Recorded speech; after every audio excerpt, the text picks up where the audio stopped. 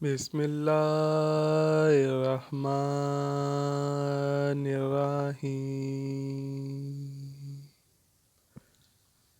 آج ایک ایسی عظیم ہستی کا واقعہ سنانے والے ہیں کہ جن کے بارے میں نبی کریم صلی اللہ علیہ وآلہ وسلم فرماتے ہیں کہ میں علم کا شہر ہوں اور علی اس کا دروازہ ہے۔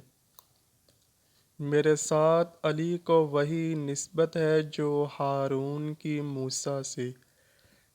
اسی طرح حضرت عبداللہ بن عباس رضی اللہ تعالیٰ عنہ بیان کرتے ہیں کہ سب سے پہلے حضرت خدیجہ کے بعد جس شخص نے حضور نبی کریم صلی اللہ علیہ وآلہ وسلم کے ساتھ نماز ادا کی وہ حضرت علی ہیں۔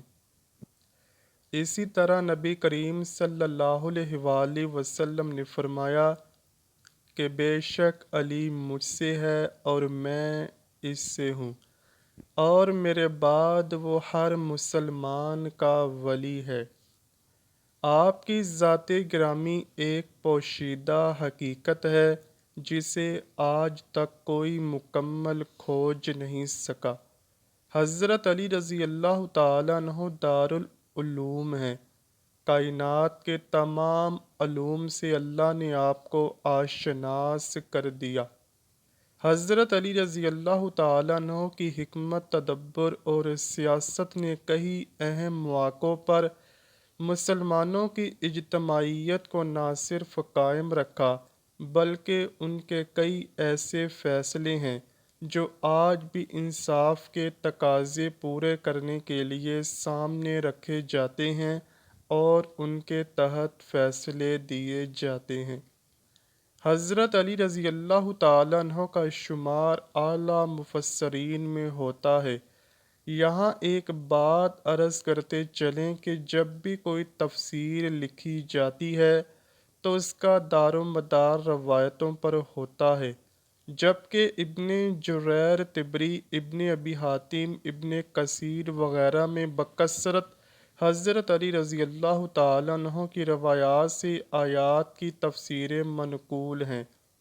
ابن سعد میں ہے کہ حضرت علی رضی اللہ تعالیٰ عنہ نے حضور پاک صلی اللہ علیہ وآلہ وسلم کی وفات کے 6 مہینے تک جو گوشہ نشینی اختیار کی، اس میں آپ نے قرآن مجید کی تمام سورتوں کو نزول کی ترتیب سے مرتب کیا تھا۔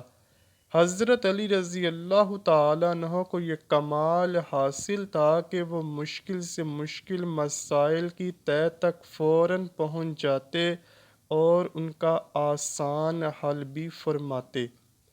یمن کی سرزمین میں آپ کے ساتھ بے شمار عجیب و غریب واقعات بھی پیش آئے۔ انہی میں سے ایک آج آپ کو پیش کرتے ہیں کہ جب یمن میں حضرت علی رضی اللہ تعالیٰ عنہ کے علم کا چرچا ہوا کہ آپ کے پاس ہر سوال کا جواب اور ہر مشکل کا حل ہوتا ہے، تو ایک یہودی عالم مسلمان کے بھیس میں ایک دن آپ کی مجلس میں آ بیٹھا۔ تبلیغ کا سلسلہ جاری تھا کہ حضرت علی رضی اللہ تعالیٰ عنہ نے 2 منٹ کے لیے خاموشی اختیار کی اور پھر بولے کہ آج ہم میں ہمارا ایک مہمان آیا بیٹھا ہے، اسے اس کے قبیلے نے سوالات دے کر بھیجا ہے کہ جاؤ علی کو لاجواب کر کے آؤ۔ پھر حضرت علی رضی اللہ تعالیٰ عنہ نے اعلان فرمایا، اے یہودی عالم، تمہیں قسم ہے تمہارے نبی کی، کھڑا ہو جا۔ وہ عالم کھڑا ہوا۔ حضرت علی رضی اللہ تعالیٰ عنہ نے اس عالم کو اپنے قریب منبر پر جگہ دی اور فرمانے لگے، اگر آج تمہارے سوالات کے جوابات مل جائیں تو کیا میرے نبی پر ایمان لے آؤ گے؟ عالم کہنے لگا، ٹھیک ہے، ہاں اگر آپ جواب نہ دے سکے تو اے علی رضی اللہ تعالیٰ عنہ، آپ کو میرا مذہب سچا ماننا پڑے گا۔ ساری محفل میں سناٹا چھایا ہوا ہے۔ کہ آج پورے عالم اسلام کی عزت داؤ پر لگ چکی ہے۔ خیر یہودی عالم نے سوالات پوچھنے شروع کیے۔ پہلا سوال، وہ کون سی چیز ہے جو اللہ نے پیدا فرمائی اور پھر خود ہی اس کو ناپسند فرمایا؟ حضرت علی رضی اللہ تعالیٰ عنہ فرمانے لگے، وہ گدھے کی آواز ہے۔ یہودی عالم نے دوسرا سوال پوچھا، وہ کون سی چیز ہے جسے اللہ پاک نے خود پیدا فرمایا اور پھر خود ہی پوچھا کہ یہ کیا بنا ہے؟ حضرت علی رضی اللہ تعالیٰ عنہ نے جواب دیا کہ وہ حضرت موسیٰ علیہ السلام کا عصا ہے۔ یہودی نے پوچھا، وہ قوم بتائیے جو نہ انسان ہے، نہ جن اور نہ فرشتے، پھر بھی اللہ پاک نے ان پر وحی نازل فرمائی ہے۔ حضرت علی رضی اللہ تعالیٰ عنہ فرمانے لگے، وہ شہد کی مکھیاں ہیں۔ مجھے یہ بتائیں کہ تخلیق کائنات میں اللہ نے سب سے پہلے کس کو تخلیق کیا؟ آپ نے فرمایا، اللہ نے سب سے پہلے نور کو پیدا کیا۔ اس نے سوال کیا، اللہ نے زمین اور پہاڑوں کو کس چیز سے بنایا؟ آپ نے فرمایا، اللہ نے آسمانوں کو پانی کے بخارات سے، زمین کو پانی کی جھاگ اور پہاڑوں کو پانی کی موجوں سے بنایا۔ پھر اس نے سوال کیا، مکہ کو ام القریٰ کیوں کہا جاتا ہے؟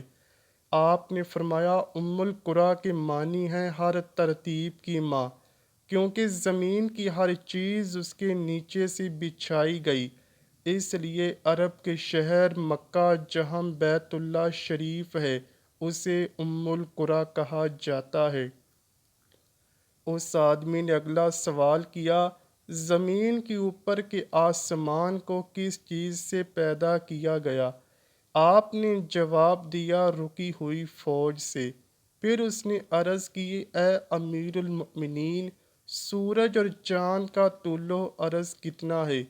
آپ نے جواب دیا، 900 فرسخ ضرب 900 فرسخ۔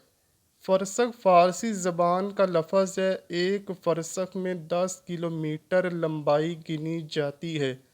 اس نے اگلا سوال کیا، ستارے کا طول و عرض کتنا ہے؟ آپ نے جواب دیا، 12 فرسخ ضرب 12 فرسخ۔ یہودی عالم نے جب دیکھا کہ سوالات کے سب جوابات آپ دیتے جا رہے ہیں تو اس نے سوچا کہ اب ان کی اپنی کتاب سے سوال پوچھتا ہوں کہ شاید ان کو جواب نہ آئے۔ یہودی عالم پوچھنے لگا، آپ کے نبی کی کتاب قرآن میں 7 آسمانوں کا ذکر آیا ہے، آپ ہمیں ان 7 آسمانوں کے نام اور ان کے رنگ بیان کر دیجئے۔ آپ نے فرمایا، جو آسمان زمین کے اوپر ہے اس کا نام رفیع ہے اور وہ پانی، بخارات اور دھول سے بنا ہوا ہے۔ دوسرے آسمان کا نام کیزوم ہے اور اس کا رنگ تانبے جیسا ہے۔ تیسرے آسمان کا نام مدون ہے اور اس میں ملے جلے رنگ ہیں۔ چوتھے آسمان کا نام ارفلون ہے اور اس کی رنگت چاندنی جیسی ہے۔ پانچویں آسمان کا نام ہیون ہے اور اس کی رنگت سونے جیسی ہے۔ چھٹے آسمان کا نام عروس ہے اور وہ سبز یاقوت کا بنا ہوا ہے۔ ساتویں آسمان کا نام اجمہ ہے اور وہ سفید موتیوں سے بنا ہوا ہے۔ پورے مجمع پر سکتہ طاری ہے۔ یہودی عالم سرگوشی توڑتا ہے اور پوچھتا ہے، ایسے نبی کا نام بتائیں جنہوں نے اپنا ختنہ خود کلہاڑی سے کیا۔ حضرت علی رضی اللہ تعالیٰ عنہ فرمانے لگے، وہ حضرت ابراہیم علیہ السلام ہیں جنہوں نے خود کلہاڑی سے ختنہ کیا، اور پھر اس کے بعد ہی ختنے کی ابتدا ہوئی، اس سے پہلے ختنے کا وجود نہ تھا۔ اس نے اگلا سوال کیا، وہ کون سے نبی تھے جنہوں نے ایک ہی وقت میں 2 بہنوں سے شادی کی تھی؟ آپ نے فرمایا، وہ یعقوب بن اسحاق علیہ السلام تھے۔ انہوں نے ایک ہی دن ایک ہی وقت میں 2 سگی بہنوں ہبہ اور رحیل سے نکاح کیا تھا۔ لیکن اس کے بعد اللہ نے بیک وقت دو بہنوں سے نکاح کو اسلام میں حرام قرار دے دیا۔ وہ کون سا پرندہ ہے جو اپنے بچوں کو دودھ پلاتا ہے؟ حضرت علی رضی اللہ تعالیٰ عنہ فرمانے لگے وہ چمگادڑ ہے۔ اس نے اگلا سوال کیا، یہ بتائیں کہ جنات کا باپ کون ہے؟ حضرت علی رضی اللہ تعالیٰ عنہ فرمانے لگے جنات کے جد اعلیٰ کا نام شمان ہے اور اسے اللہ پاک نے آگ کے شعلے سے پیدا کیا۔ اس نے سوال کیا، میراث میں مرد کے دو جبکہ عورت کا ایک حصہ رکھا گیا، جبکہ اسلام تو مساوات کا حکم دیتا ہے۔ آپ فرمانے لگے کہ جنت میں حضرت حوا نے جو خوشہ اٹھایا تھا اس پر گندم کے 3 دانے تھے، انہوں نے خود ایک رکھا جبکہ آدم علیہ السلام کو 2 دیے۔ چونکہ وہ ہمارے جد ہیں اس لیے اسی نسبت سے وراثت میں مرد کے 2 اور عورت کا 1 حصہ مقرر ہوا۔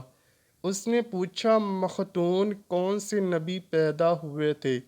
آپ نے فرمایا، اللہ نے حضرت آدم علیہ السلام، ان کے بیٹے شیس علیہ السلام، حضرت ادریس علیہ السلام، حضرت سام بن نوح علیہ السلام، حضرت داؤد علیہ السلام، حضرت سلیمان علیہ السلام، حضرت لوط علیہ السلام، حضرت اسماعیل علیہ السلام، حضرت موسیٰ علیہ السلام، حضرت عیسیٰ علیہ السلام اور حضرت محمد صلی اللہ علیہ وآلہ وسلم کو مختون یعنی ختنہ کیے ہوئے پیدا فرمایا تھا۔ یہودی عالم پوچھنے لگا کہ حضرت آدم علیہ السلام جنت سے نکالے جانے کے بعد کتنا عرصے تک روتے رہے؟ آپ نے فرمایا، آپ 100 سال تک روتے رہے۔ پھر اس نے آخری سوال پوچھا، حضرت نوح علیہ السلام کا اصل نام کیا تھا اور ان کی کشتی کا طول و عرض کتنا تھا؟ آپ نے جواب دیا، حضرت نوح علیہ السلام کا اصل نام سکن تھا۔ انہیں نوح علیہ السلام کہنے کا سبب یہ ہے کہ وہ 950 برس تک اپنی قوم پر روتے رہے۔ ان کی کشتی کا طول 800 ہاتھ اور عرض 500 ہاتھ اور سطح زمین سے اس کی بلندی 80 ہاتھ تھی۔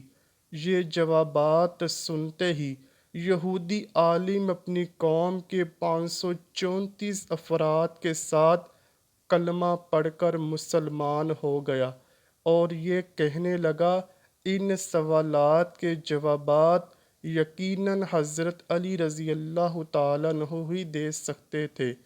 دعا ہے اللہ پاک ہم سب کو اپنے پیارے حبیب صلی اللہ علیہ وآلہ وسلم اور ان کی آل پاک سے سچی اور پکی محبت کرنے کی توفیق عطا فرمائے، آمین یا رب العالمین۔